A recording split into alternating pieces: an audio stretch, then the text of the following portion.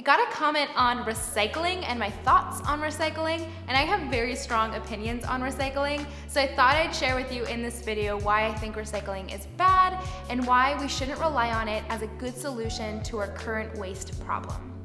My name is Manuela and I am the Girl Gone Green. I'm here to spread sustainability and conscious living. If you enjoyed this video, click that red subscribe button to get notified when I upload a new one, and give this video a thumbs up.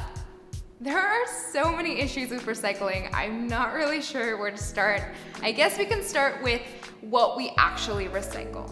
So every single county has its own recycling abilities. So they have their own facilities, sorters, whatever, and each county or facility or area that gets this recycling system has different rules. So there's no one recycling standard. So something could be recyclable in my city, but not recyclable in yours. So you really have to know your stuff with your city. So I have lived in a couple different cities, and all of which recycle very different items and also have different rules for recycling and when you can't and can recycle. So it's very odd, and there's not a good education for it. I feel like a lot of people don't know what's actually recyclable, and they just throw things in their bins hoping that it is. So what happens when people recycle things that aren't supposed to be recycled? There is this threat of contamination. So say you have a spray can and you decide, oh, that's metal, I'm gonna throw it with my recycling. Now say they go and recycle all these soda cans, and your spray can, your paint spray can, ends up with these soda cans, and then it gets broken down and built into a new soda can. That new soda can might have bits and pieces of the chemicals inside your spray can. So essentially, your new product is toxic.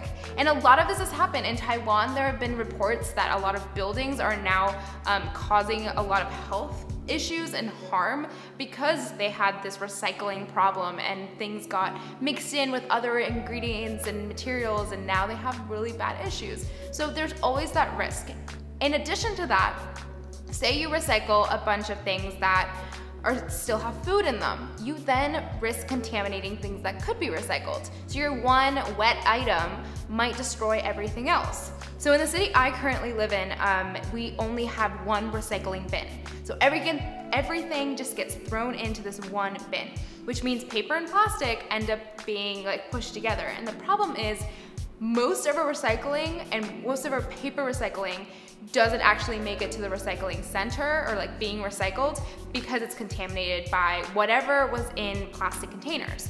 So because we don't have, a bin for plastic and a bin for paper, and it's all thrown in together, a lot of the paper, I think it was something like only 40% of the paper actually gets recycled because of all the other stuff that might be in there.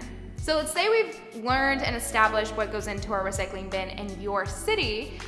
Now, how does that get to the sorting facility? So obviously there are a lot of waste management trucks that bring this stuff to the sorting facilities, and a lot of the time they go really long distances and they require a lot of energy and also have a lot of emissions. Once it gets to the facility, there's a lot of money being spent in trying to sort it. So you sort it into what's recyclable, what someone threw something in there that wasn't, certain materials, etc. Then most of the time, our recycling gets shipped abroad. So most of the time it gets shipped to China. There are some recycling facilities in the United States, but most of the time it gets shipped. So then think of all the energy of our products being shipped abroad, and then once they're actually recycled, say even if the recycling plant was in the United States, there are a bunch, those recycling plants are one of the biggest polluters in the country. In Washington, the most polluting factory is in fact a recycling plant. I am in no way an expert at this, and I really want you to do your own research. I think as individuals, we should be searching and challenging the way things are currently being done. And I think that there are better solutions out there that we haven't really addressed as a society.